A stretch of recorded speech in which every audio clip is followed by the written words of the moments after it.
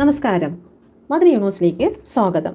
നമ്മൾ face ചെയ്യുന്നതായിട്ടുള്ള വെല്ലുവിളികളിൽ Angel എന്ത് മെസ്സേജാണ് നൽകുന്നതെന്ന് നോക്കാം. Please get me mother universe.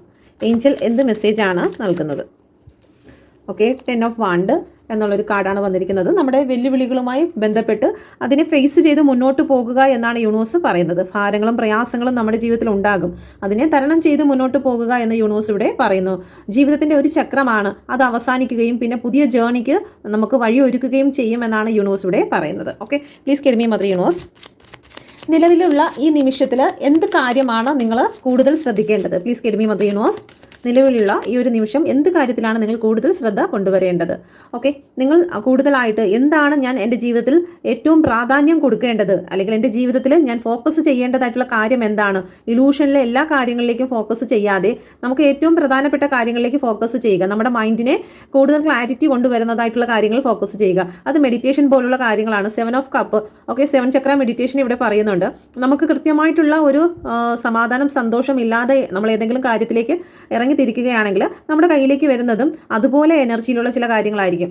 എന്നാൽ മെഡിറ്റേഷനൊക്കെ ചെയ്തു പോകുന്ന ഒരു വ്യക്തിയുടെ ഉള്ളിൽ ദൈവികമായിട്ടുള്ള പോസിറ്റീവ് എനർജി ഉള്ളത് കൊണ്ട് തന്നെ നമ്മൾ തിരഞ്ഞെടുക്കുന്നതും പോസിറ്റീവായിട്ടുള്ള കാര്യങ്ങൾ തന്നെ ആയിരിക്കുമെന്ന് യൂണിവേഴ്സ് ഇവിടെ പറയുന്നുണ്ട്. Okay, please get me mother universe. ഉടൻ നിങ്ങളുടെ ജീവിതത്തിൽ വരുന്ന മാറ്റം എന്താണ്? ഓക്കെ, നേരത്തെ കണ്ടതുപോലെ തന്നെ 10 ഓഫ് വാണ്ടിൻ്റെ എനർജി, ഭാരമല്ല നിങ്ങൾ സഹിച്ച് മുന്നോട്ട് പോകുന്ന ഒരു വ്യക്തിക്ക് അതിൽ നിന്നെല്ലാം വിട്ട് ഒരു ഉയർത്തെഴുന്നേൽപ്പാണ് വരുന്നത്. ജീവിതത്തിൽ വന്നിരുന്ന ഭാരത്തെ എല്ലാം ഉപേക്ഷിച്ച് നിങ്ങൾക്ക് മുന്നോട്ട് നിങ്ങളൊന്ന് ഫ്രീ ആയിട്ട് ഉയർത്തെഴുന്നേൽക്കും. ഒന്നേന്നും പറഞ്ഞ് നിങ്ങൾക്ക് ചില കാര്യങ്ങൾ സ്റ്റാർട്ട് ആകുന്ന എനർജി ഇവിടെ കാണുന്നുണ്ട്. നമുക്കതിനെ ഒന്ന് ക്ലാരിഫൈ ചെയ്യാം. Please get me mother universe. എന്തുകൊണ്ടാണ് 10 ഓഫ് സോഡിൻ്റെ എനർജി വന്നിരിക്കുന്നത്?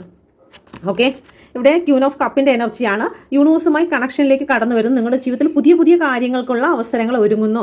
യൂണിവേഴ്സിൻ്റെ ബ്ലെസ്സിങ് നിങ്ങളിലേക്ക് കടന്നു വരുന്നുവെന്ന് ഇവിടെ സൂചിപ്പിക്കുന്നു. കാരണം അത്രത്തോളം ഭാരം അനുഭവിച്ച ഒരു വ്യക്തിക്ക് പ്രപഞ്ചത്തിൻ്റെ സപ്പോർട്ട് തീർച്ചയായിട്ടും ഉണ്ടാകും. Okay, please get me mother universe. എന്താണ് നിങ്ങൾ ലെറ്റ് ഗോ ചെയ്യേണ്ടത് ഈ ഒരു സമയം? എന്താണ് നിങ്ങൾ ലെറ്റ് ഗോ ചെയ്യേണ്ടത്? ഓക്കെ, നിങ്ങളുടെ ഓവർ തിങ്കിങ് ആണ് നിങ്ങൾ ലെറ്റ് ഗോ ചെയ്യേണ്ടത്. നിങ്ങളുടെ ഒരു കംഫോർട്ട് സോൺ ഉണ്ട്. അപ്പോൾ ആ ഒരു കംഫോർട്ട് സോൺ പൊട്ടിച്ചുകൊണ്ട് നിങ്ങൾ പുറത്ത് വരണം. നിങ്ങളുടെ ഓവർ തിങ്കിങ്ങിനെ മതിയാക്കുക, നിങ്ങളുടെ അലസതയെ മതിയാക്കുക, നിങ്ങളുടെ വിഷമങ്ങൾ അല്ലെങ്കിൽ അത് തന്നെ നിങ്ങൾ വിഷമിച്ച് കണ്ടിന്യൂസ് ആയിട്ട് അങ്ങനെ നിൽക്കുന്ന ഒരു അവസ്ഥയിൽ നിന്നും എല്ലാം നിങ്ങൾ പുറത്ത് വരാനാണ് യൂണിവേഴ്സ് പറയുന്നത്. 4 ഓഫ് സോഡ് എന്ന് പറയുമ്പോൾ നമ്മുടെ മാനസികാവസ്ഥ, നമ്മുടെ ചിന്ത, നമ്മളെ തളർത്തുന്നതായിട്ടുള്ള സിറ്റുവേഷനെ ലെറ്റ് ഗോ ചെയ്യുക എന്ന് യൂണിവേഴ്സ് നിങ്ങളോട് പറയുന്നുണ്ട്.